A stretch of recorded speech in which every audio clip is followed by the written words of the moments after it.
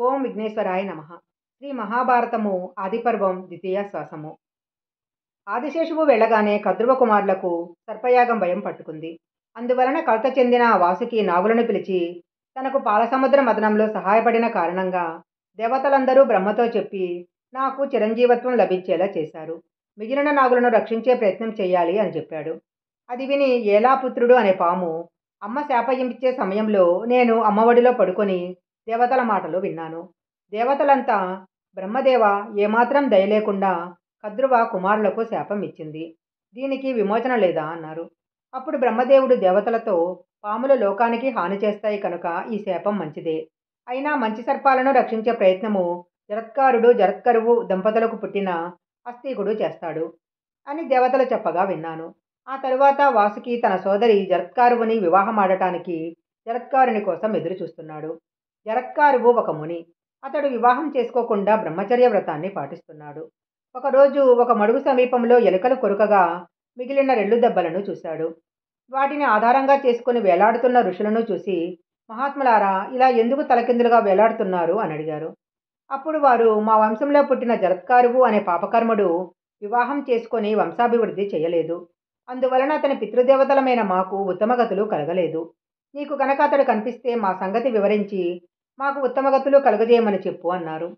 అది విని జరత్కారువు పితృరుణం తీర్చుకునే నిమిత్తము వివాహం చేసుకోవటానికి తనకు తగిన కన్య కోసం వెతకసాగాడు. అది తెలుసుకున్న వాసుకి తన చెల్లెలిని తీసుకుని జరత్కారుని దగ్గరకు వెళ్ళాడు. వాసుకి జరత్కారునితో, ఆమె నీ పేరు కలిగిన కన్య, ఈమెను వివాహం చేసుకోండి అన్నాడు. అందుకు సమ్మతించి జరత్కారువు వివాహం చేసుకున్నాడు. అతడు భార్యతో, నువ్వు నా మాట ఎప్పుడూ మన్నించాలి, నువ్వు నాకు ఎదురు చెప్పిన రోజు నేను నిన్ను విడిచి తపస్సు చేసుకోవటానికి వెళ్తాను అన్నాడు. ఆమె దానికి అంగీకరించింది. జరత్కారువు గర్భవతి అయింది. ఒకరోజు సంధ్యావందనం చేసుకునే సమయం అయిందని తన తడపై తలబెట్టి నిద్రిస్తున్న భర్తను నిద్రలేపి చెప్పింది. అందుకు జరత్కారుడు కోపించి, నన్ను నిద్రలేపి అవమానించావు కాబట్టి మన ఒప్పందం ప్రకారము నేను నిన్ను విడిచి తపస్సుకు వెళతాను, నువ్వు నీ అన్న వాసుకి దగ్గరకు వెళ్ళు అన్నాడు. జరత్కారువు వాసుకి ఇంటికి వెళ్ళింది. వాసుకి ఇంటికి చేరిన జరత్కరువు అస్థీకునికి జన్మ ఇచ్చింది. అస్థీకుడు చవన మహర్షి కుమారుడైన ప్రమతి వద్ద విద్యాభ్యాసం చేయటం జరిగింది. తక్షకుని మీద పగబట్టిన ఉదంకుడు జనమేజయునికి అతని తండ్రి పరీక్షిత్ మరణ వృత్తాంతము చెప్పి సర్పయాగానికి ప్రోత్సహించాడు. జనమేజయుడు మంత్రులను రావించి తన తండ్రి మరణ వృత్తాంతము వివరించమని కోరాడు. అప్పుడు మంత్రులు ఇలా చెప్పారు.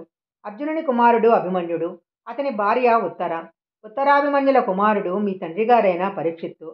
ఒకసారి పరీక్షిత్ మహారాజు వేట కోసం అడవిలోకి వెళ్ళి దప్పికతో ఒక మృగాన్ని వేటాడుతూ శమీకుని ఆశ్రమంలోకి వెళ్ళాడు. అక్కడ దీర్ఘతపస్సులో ఉన్న శమీకుని ఇటువైపు ఏదైనా మృగం వచ్చిందా అని అడుగుతాడు. జ్ఞానముగ్ధుడైన శమీకుడు బదులువలేదు. దానితో ఆగ్రహించిన పరీక్షిత్తు అక్కడ చచ్చిపడి ఉన్న పాముని తీసి అతని మెడలో వేశాడు. తరువాత హస్తినాపురం వెళ్ళిపోయాడు. శమీకుడి కుమారుడైన శృంగి అడవిలో తపస్సు చేసుకుంటున్న తన తండ్రిని అవమానించిన పరీక్షిత్తు ఈ రోజు నుండి 7 రోజులలో తక్షకుడనే సర్పరాజుతో మరణిస్తాడు అని శపించాడు. జరిగినదంతా శృంగి ద్వారా తెలుసుకున్న శమీకుడు బాధపడి, కోపము అనర్థహేతువు, మనము ప్రశాంతంగా తపస్సు చేసుకోవడానికి కారణము మనల్ని రక్షించే రాజే. పరీక్షిత్తు ధర్మరక్షకుడు, ఆకలి దప్పులకు ఆగలేక విసుగుతో ఈ పని చేశాడు, నీ శాపాన్ని ఉపసంహరించు అన్నాడు. అందుకు శృంగి అంగీకరించలేదు. వెంటనే గౌరీముఖుడు అనే శిష్యుని పిలిచి పరీక్షిత్తుని కలిసి జరిగిన విషయము వివరించమని చెప్తాడు. గౌరీముఖుని ద్వారా విషయం తెలుసుకున్న పరీక్షిత్తు తగిన జాగ్రత్తలు తీసుకుంటాడు. పాములన్నీ లోకానికి హాని చేస్తున్నాయని బ్రహ్మదేవుడు పాము కాటుకు మరణించిన వారిని రక్షించే విద్యను కశ్యపుడు అనే మునికి ఉపదేశించాడు. కశ్యపుడు శాపోపహతుడైన పరీక్షిత్తుడిని రక్షించటానికి బయలుదేరాడు. శాపాన్ని అమలు చేయటానికి బయలుదేరిన తక్షకుడు కశ్యపుని మార్గమధ్యంలో కలిశాడు. తక్షకుడు కశ్యపుడు పరీక్షితుని రక్షించటానికి వెళ్తున్నాడని తెలుసుకొని పరీక్షితుడిని రక్షించటం అసంభవం అన్నాడు. అప్పుడు తక్షకుడు పక్కనే ఉన్న వృక్షాన్ని కాటువేసి దాన్ని బ్రతికించి చూద్దాం అన్నాడు. కశ్యపుడు ఆ బూడిదను మంత్రించి దీవింపజేశాడు. అప్పుడు తక్షకుడు శృంగి ఇచ్చిన శాపం తిరుగులేనిది, మహారాజు ఇచ్చే వాటికన్నా నేను అధికం ఇస్తాను, తిరిగి వెళ్ళు అన్నాడు. దాంతో కశ్యపుడు జరగబోయే దాన్ని దివ్యదృష్టితో గ్రహించి తక్షకుడిచ్చిన కానుకలు తీసుకుని వెళ్ళిపోయాడు. ఇది ఆ చెట్టుపై ఉన్న కట్టెలు కొట్టేవాడు చూసి హస్తినాపురానికి వచ్చి చెప్పాడు. తక్షకుడు నాగకుమారులను పిలిచి బ్రాహ్మణ వేషాలలో వెళ్ళి పరీక్షిత్తుకు పండ్లు తీసుకుని ఇవ్వండి అని చెప్పి తాను ఆ పండ్లలో క్రిమిరూపంలో దాక్కున్నాడు. పరీక్షిత్తు దగ్గరికి చేరిన తక్షకుడు ఆయన పండును వలవగానే బయటికి వచ్చి విషాగ్నులు చిమ్ముతూ కాటువేసి పరీక్షిత్తుని చంపించాడు. జనమేజయునికి పరీక్షిత్ మరణ వృత్తాంతం చెప్పిన మంత్రులు, మహారాజా, ఇది యుక్తం కాదని అనుకోకుండా తక్షకుడు ఒక బ్రాహ్మణుని ప్రేరణతో నీ తండ్రి మరణానికి కారణమయ్యాడు. కనుక నువ్వు కూడా సర్పయాగం చేసి తక్షకుడితో సహా పాములన్నింటినీ అంతం చెయ్యి అన్నారు. ఈ విషయం విన్న జనమేజయుడు ఆగ్రహించి వెంటనే సర్పయాగానికి ఏర్పాటు చేశాడు. అప్పుడు జనమేజయునితో సర్పయాగం మంచిదే కానీ ఈ యాగము పూర్తి కాదు, మధ్యలో ఆగిపోతుంది అని చెప్పాడు. అయినా కూడా జనమేజయుడు ఆగకుండా సర్పయాగం ప్రారంభించాడు.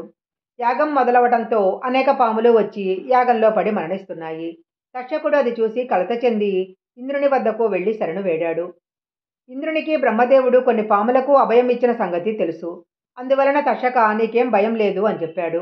తక్షకుడు రాకపోవడంతో అతడు ఇంద్రుని శరణు వేడినట్లు అర్థం చేసుకున్న ఋత్వికులు ఇంద్రునితో సహా తక్షకుని యాగానికి ఆహ్వానించాడు. అప్పుడు ఇంద్రుడు భయపడి, తక్షక, నీ దారిన నువ్వు వెళ్ళు, నేను నిన్ను రక్షించలేను అన్నాడు. పెద్ద పెద్ద పాములన్నీ సర్పయాగంలో పడి మరణించడం చూసిన వాసుకి తన చెల్లెలితో, పాములన్నీ సర్పయాగంలో పడి మరణిస్తున్నాయి, దీని పరిష్కారం నీ చేతిలో ఉంది. నీ కొడుకైన అస్తికుడు ఈ సర్పయాగం ఆపజేయగలడని బ్రహ్మదేవుడు చెప్పాడు. అందువలన అస్తికుని పంపి యాగాన్ని ఆపించు అన్నాడు. అప్పుడు ఆమె తన కుమారుని పిలిచి, నీ మేనమామ మాట విన్నావు కదా, వెళ్ళి సర్పయాగాన్ని ఆపు అన్నది. అస్తికుడు జనమేజయుని దగ్గరకు వెళ్ళి జనమేజయునితో, నీ పూర్వీకులైన రఘువు, మాందాత, దశరథుడు, రాముడు, ధర్మరాజు మొదలైన మహారాజులలో ఉన్న గుణాలన్నీ నీలో ఉన్నాయి. నువ్వు యజ్ఞయాగాదులు చేసి పునీతుడవైనావు, నీకు శుభం కలుగుతుంది అని కీర్తించాడు. అది విన్న జనమేజయుడు, మీకేం వరం కావాలో కోరుకో అని అడగగా, ఈ సర్పయాగం ఆపించి నా బంధువులను రక్షించు అన్నాడు. గొప్ప తపస్వి అయిన అస్తికుడు కోరాడు కాబట్టి జనమేజయుడు సర్పయాగాన్ని ఆపించాడు. తక్షకుడు వెనుతిరిగి రాగలోకం చేరాడు. అస్తికుడు యాగాన్ని ఆపి సర్పాలను రక్షించినందుకు యాగశాలలోని వారంతా ఎంతో సంతోషం